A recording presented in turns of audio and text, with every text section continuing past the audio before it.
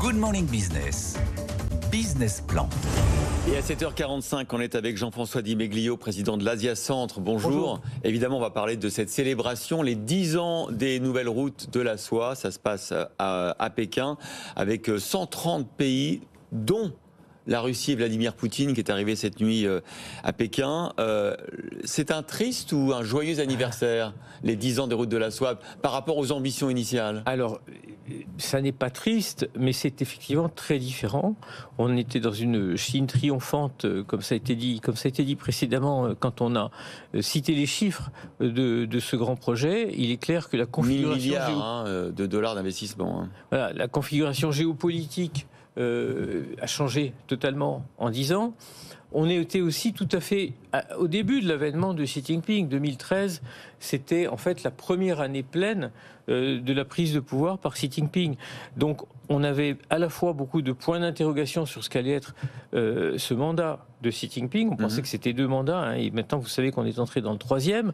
Et la coloration de ce mandat est totalement différente aujourd'hui. C'est-à-dire que c'est un mandat qui est en rupture, d'une certaine façon, avec ce qu'on avait vu précédemment, avec cette Chine qui s'ouvrait au monde. En 2013, on pouvait voir effectivement la continuité de cette Chine qui s'ouvrait au monde, avec quand même une connotation de confrontation déjà. Il faut rappeler qu'en 2013, la route de la soie, on l'appelait encore comme ça à l'époque, on l'appelle maintenant Initiative Ceinture et Route, c'était une réponse aussi à ce qu'on appelait le TPP d'Obama. Le TPP, c'était le Trans-Pacific Partnership, qui était en train de constituer une sorte de coalition économique anti-Chine. Le seul pays du Pacifique qui bordait le Pacifique, qui n'était pas dans le TPP, c'était la Chine. Finalement, le TPP n'est pas passé. Obama s'en est allé sans avoir pu conclure le TPP, mais à l'époque, la Chine redoutait d'être encerclée. C'est une obsession de la Chine d'être encerclée par des gens qui ne lui veulent pas de bien. Et donc, la route de la soie, au départ, c'était aussi ça.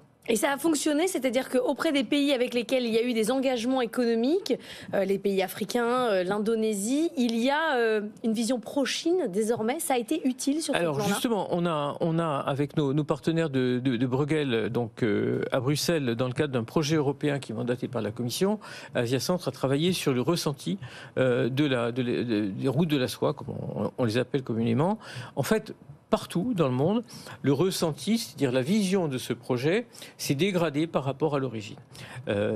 Parmi les pays qui font partie du projet, qui ont signé des Memorandum of Understanding, donc c'est le chiffre que vous avez cité, mais aussi parmi les pays comme la France, par exemple, qui n'a pas signé. Il faut rappeler qu'en Europe, le seul pays du noyau dur des 6 historiques qui avait signé un MOU pour les routes de la soie, c'était l'Italie, et l'Italie est en train de se retirer. Ça illustre bien... Il reste la Hongrie quand même qui tient. La Hongrie qui ne faisait pas partie historiquement du noyau dur. Et Viktor Orban est à Pékin d'ailleurs. Viktor Orban est à Pékin. On peut dire que parmi les 27... il est celui qui est resté le plus farouchement attaché à l'axe construit avec la Chine. Alors, entre-temps, il y a quand même eu la dégradation de la conjoncture économique mondiale, il y a eu les confinements, le ralentissement du commerce. Et globalement, il y a certains pays quand même qui se sont lourdement endettés auprès des banques chinoises, qui aujourd'hui sont un peu étranglés par la situation financière et qui, quelque part, ça rejoint votre étude de Bruegel, qui ont quelques ressentiments à l'égard des Chinois. Absolument. Donc aujourd'hui, il y a, parmi ce chiffre, on a parlé des 1 000 milliards initiaux, on est probablement loin encore. Les 1 000 milliards, c'était jusqu'en 2049. On a eu une chute de ces investissements chinois pendant les années Covid. Le premier semestre 2023, on est remonté apparemment à 40 milliards d'investissements dans le cadre de la BRI, c'est-à-dire ce qui ressemblait à 2017-2018. Mais il y a 90 milliards d'engagements chinois qui sont remis en cause, effectivement, par surendettement des pays récipiendaires.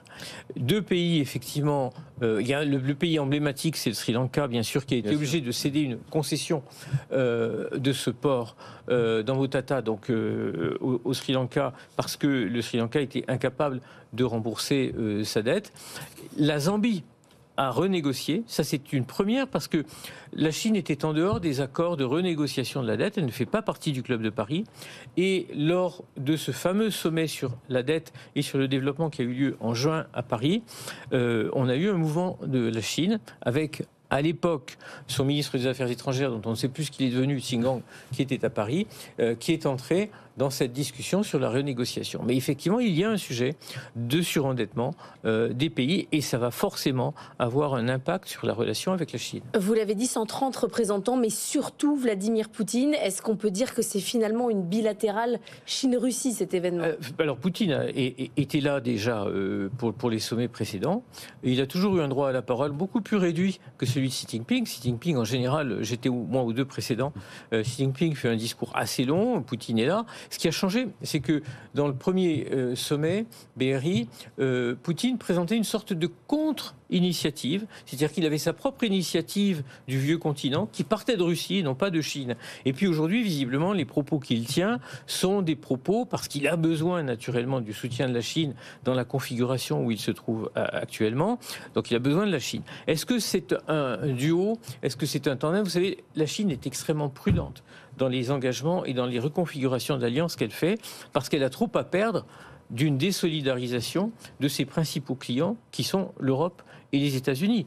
Le commerce extérieur de la Chine, aujourd'hui, il s'est réorienté, et ça c'est une des conséquences du projet Route de la Soie, vers l'Asie du Sud-Est, c'est-à-dire que la somme des imports et exports de la Chine avec l'Asie du Sud-Est est supérieure à l'Europe et aux États-Unis, mais les principaux clients, ça reste les États-Unis et l'Europe. Donc, difficulté quand même de se désolidariser de ses clients. Merci beaucoup Jean-François Di Meglio, président de l'Asia Centre, d'avoir été avec nous ce matin.